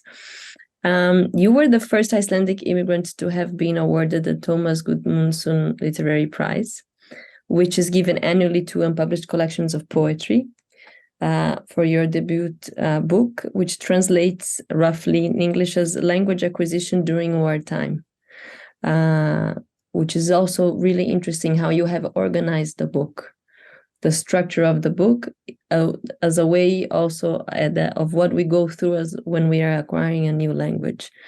It just sounded to me as some of the titles of the novels of the Portuguese author Gonçalo Tavares, that has nothing to do with this, but it just reminded me he has a few titles that really resonate with the title of your book. And it made me think, when I was reading, thinking of your book, rereading your book, and also rereading your essay in Writer's Adrift, that you begin, right in the beginning, you say that you ask yourself, is a woman born a writer, or is that something she decides or dares herself to be? And it seems to me that you are rephrasing in another way. It seemed to me, it reminded me of Simone de Beauvoir's sentence, quote, one is not born, but rather becomes a woman. And my question is, for you to elaborate a little bit about this. Yeah. Well, as I mentioned before, like with polyphonia, I didn't really like try to become a writer or a poet. It kind of like happened. So when Russia invaded Ukraine, it was my way to kind of like express everything that I felt at that moment. And also, I feel like in the difficult times, it is really difficult to write like prose. It's much easier to put it in like poetry. And I was like, when my book was published and when I got an award, it was really, really overwhelming because like there were so many things happening. And actually 2022, it was very interesting year for me because from the start of the war, everything changed, and like my identity changed so much as well with the publishing of this book. And also like in 2022, all my IDs expired. I have 2 passports that expired the same year. My driving license and all my credit cards, they all expired in 2022. And I became I got an award and I was like, wow, this is kind of getting real. And I couldn't even like digest how did I end up here. Like I wasn't reading poetry my whole life. I wasn't trying to write so many things. Like I started really recently and it just kind of happened. And I was like, was it always in me or did something happen? But I kind of came into the conclusion that I think we all have it in us, like either poetry or writing or whatever. It's just a question of daring. Like Helen was also mentioning before, like she wasn't like daring to write in Icelandic earlier. And I know her Icelandic for a while and it has been good for a while. So I think for like in a lot of cases, it's just a question of daring to do something and trying to do things and see what happens. And this is where the magic happens. Thank you, Natasha. Would you like to read more, maybe? Shall I project the poems? Or are you going to read in English? So I don't... I'm going to read in English, so... So we rather see you reading, I guess. Yeah. Last April, we created Poetry April Marathon, where we were writing a poem a day. So I'm going to read poems in English that I wrote then. And I think I'm going to start with a poem that is called Connection. In Tel Aviv, you stroll along a river, while in Reykjavík, I walk by the sea. We chat and share through separation, hands-free. Me, an immigrant with baggage, you only getting used to your new ID. The skies are gray, coyotes run alongside you, seagulls fly above me. We march in foreign lands together, grieve our country that seems to be lost forever. My hometown empty without you, but somehow now I feel closer to you.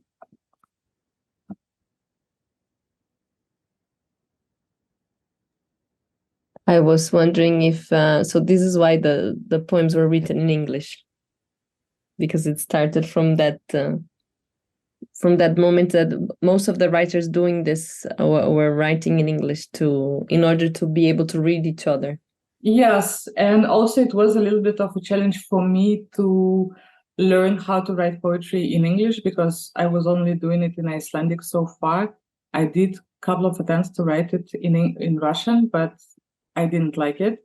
So a year ago when we gathered like with a couple of foreign-born writers in Iceland and made this website or whatever where we were posting a poem a day, I decided that it would be easier for me to write it in English, but also it was a chance for me to kind of discover my voice in English and see how to work with this language as well. So my question now is that reminding that when we first met, you were working, I believe, on your first literary translation. So many things have happened since then. And I wanted to ask you, how did the literary translation in general inform your work as a writer? Did it change your way of reading? The way of reading, not really. My original plan was to become a translator, actually, because this is where my love for languages and literature come together. But then it turned out that it's not really financially possible for me to do so, because it is not possible to get decent amount of money for this work. So I kind of semi-giving up on this idea, but I still love it so much. So I'm voluntarily spending my time on translating books that I'm not sure that will be published. But I'm always like afraid when I write, I'm always afraid that if I read something that I will start writing the same way as the book that I'm reading. And the same thing happens when I translate. If I translate something and write something at the same time, like all of a sudden I start writing exactly as in the book that I'm translating. So in that sense, I feel like I'm like a swamp that just like takes everything that I see and then kind of like rearrange it and write it. So it does have impact, but it's hard to say how and which. But what I enjoy translation is that it is a very like intimate way of working with the language, looking at the text and like seeing, oh, this is how you do it, like, oh, this is like so it kind of enriches your inner narrator, but it's also hard for me to tell like how it affects different languages. Thank you, Natasha. I will ask one last question, then see if we have a little bit of time left for the audience to ask as well. And I guess you are familiar with the work of the French author Edouard Louis. And coming back to your essay, when you say that you would like to write about something else other than war, but you are not sure how to do it, and you want to write in Russian, but you are also under the action of censorship. It reminded me on Edouard Louis was talking about Toni Morrison, and there was a journalist asking her from a mainstream media that if she will ever change her writing. And then Edouard Louis commented on this interview saying that the notion of repetition is a political tool whose purpose is to make you shut up. And the same mainstream journalist, would she have asked Proust, not Toni Morrison, when will you stop writing about the aristocracy? So the thought that, you know, writing about immigrant voices or of those who are marginalized, can we write other things? And would, let's say, the publishing world, or look at us and would they ever ask if the mainstream would write something else than being mainstream? I guess these things are more talked about in the academia than in other places.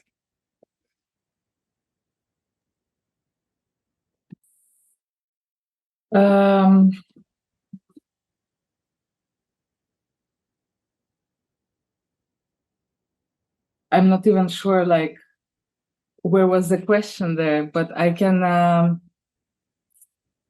was also like Ewa also was mentioning that when you kind of become a voice of specific group, then it is kind of hard to step back and do something else. I also feel like it is kind of expected from you that you will write about specific things, and in a way it kind of takes away your right to be free in what you write.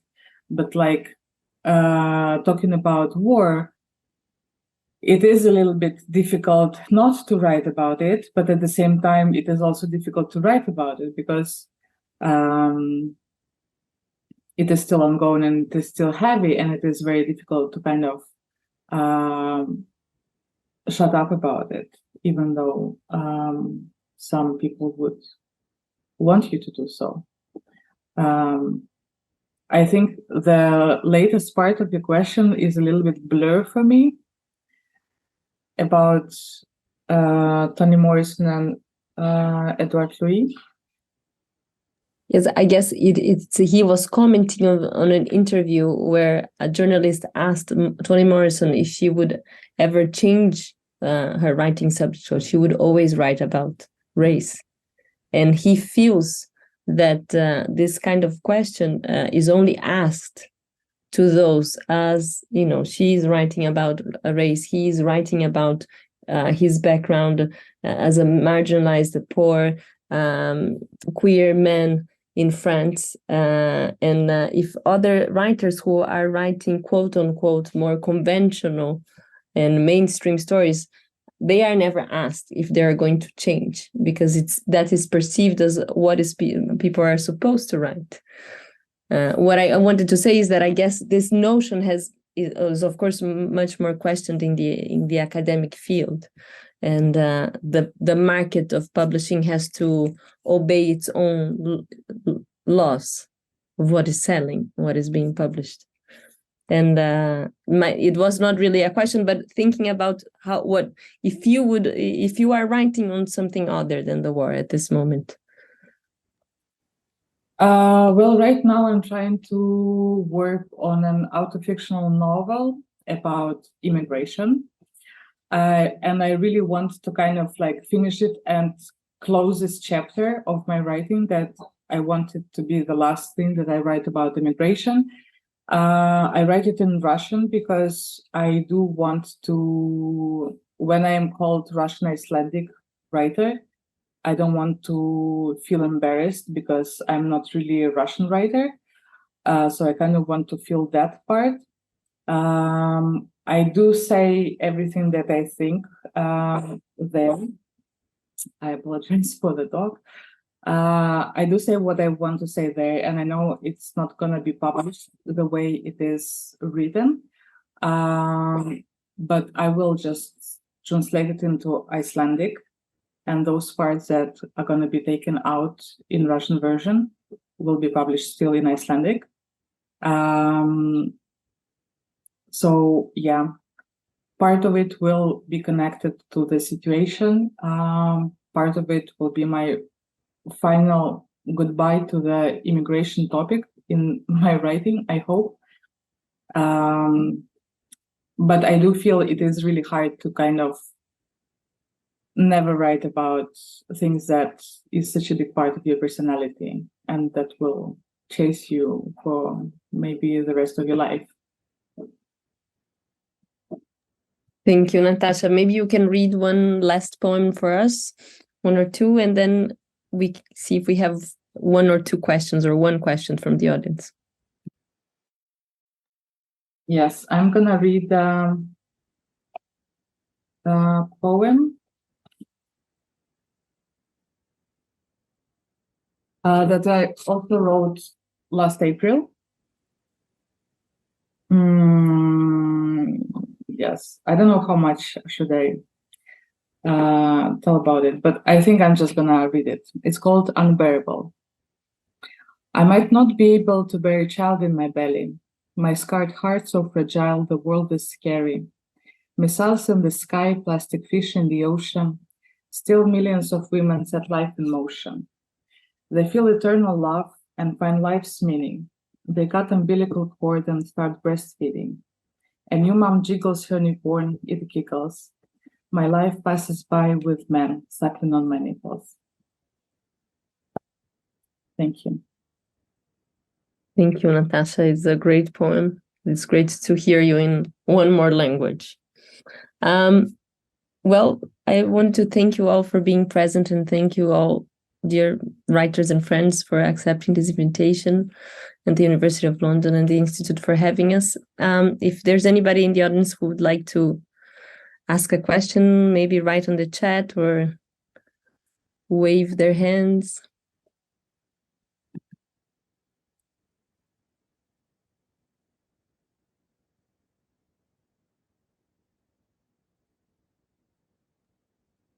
Yes. Please, Godela. Thank you so much. That was so rich and wonderful. I really, really enjoyed all your readings enormously. And I was really struck by this notion of broken English or broken Icelandic and the mix of language and this assertion that there are many Icelandics, there are many Englishes, and, we all have the right to speak our version of the language. And there's very, very similar writing in German immigrant literature. One novel that you all have to read is called Broken German, and it's written in broken German. So I was really, really struck by the similarities, but I would really like to hear from you. What is it that makes translingual writing into Icelandic?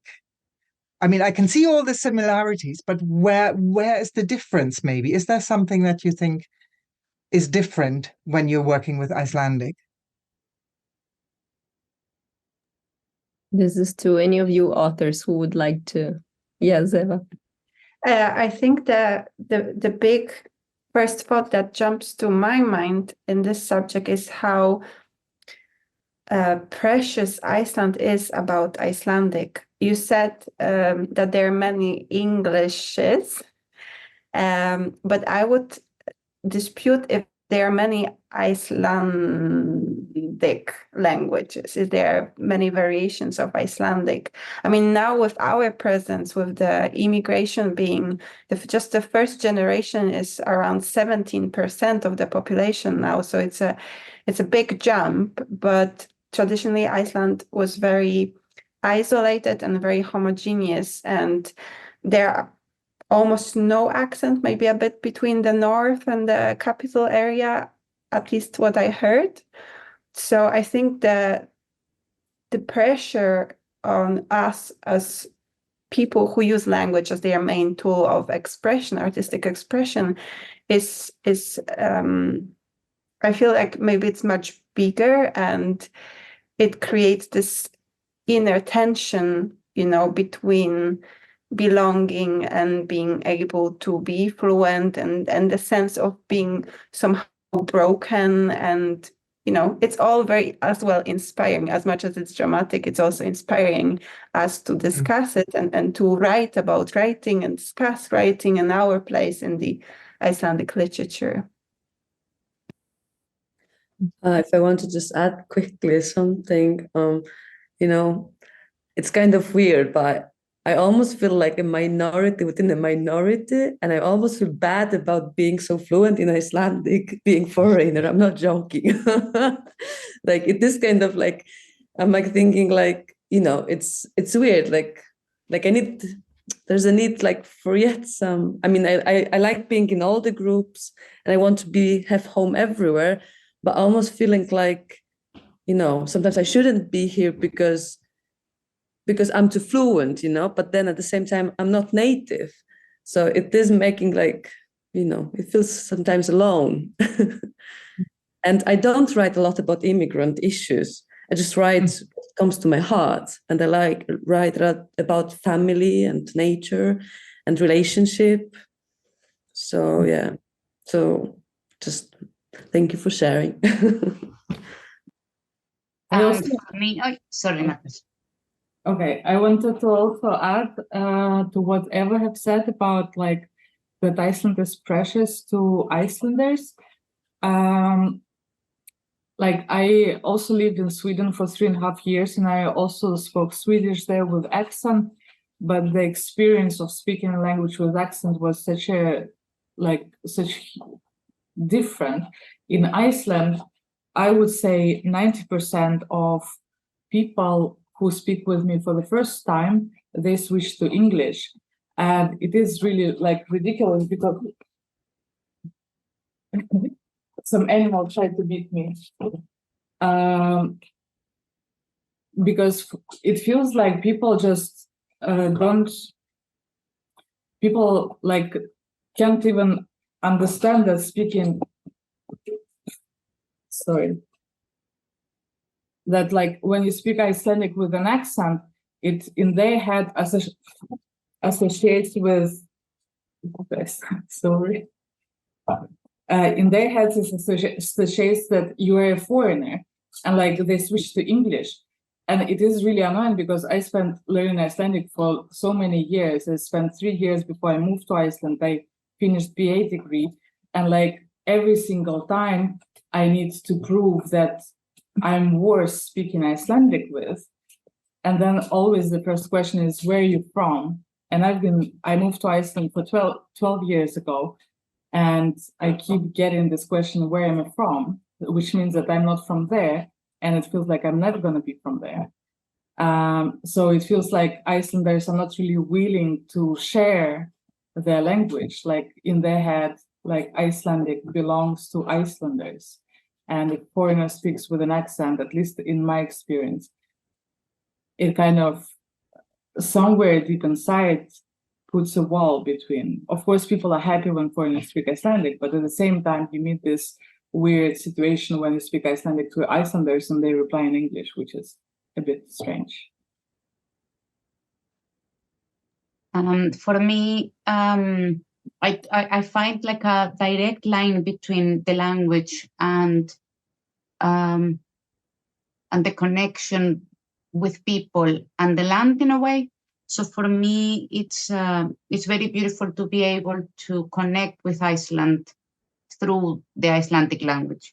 But it is also very important. I come from Venezuela, right? And in the whole Hispanic world, Spanish is spoken in so many different ways and with so many different accents. And we many different countries or towns have their own words and ways to say this, but it's all Spanish. And I find that so beautiful, so enriching. And in a way, I dream about that with Icelandic, about like new words and what can we, the new Icelanders can bring to the language, and how can we express things differently and create together this new language. Maybe I'm just too much of a dreamer, but it is, coming from a Hispanic root, it does really sound very appealing to me and very nice.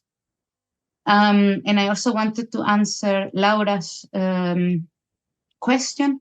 If I have any Icelandic author that inspired my writing, I would say these women here and the new Icelanders are incredibly inspiring to me. They are, I think they are a driven force for me as well to keep going and to try and write in Icelandic and kind of like feel that I deserve a space as well.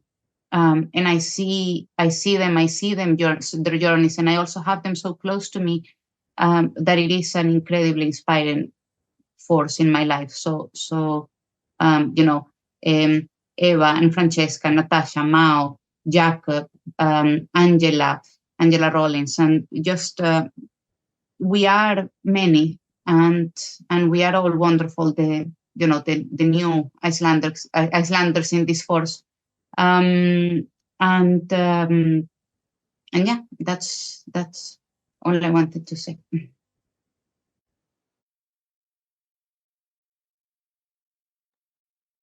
Well, thank you very much, Helen. I don't know if Godela, you want to add anything. We are a little bit over time, and but it's been, I feel like, an incredible journey to have you together, reading and speaking. It was a real honor for me.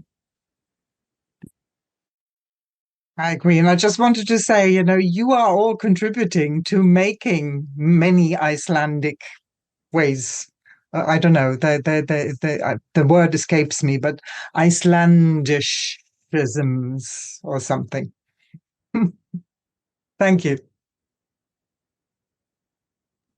Thank you, Francesca, for organizing this amazing event and having us.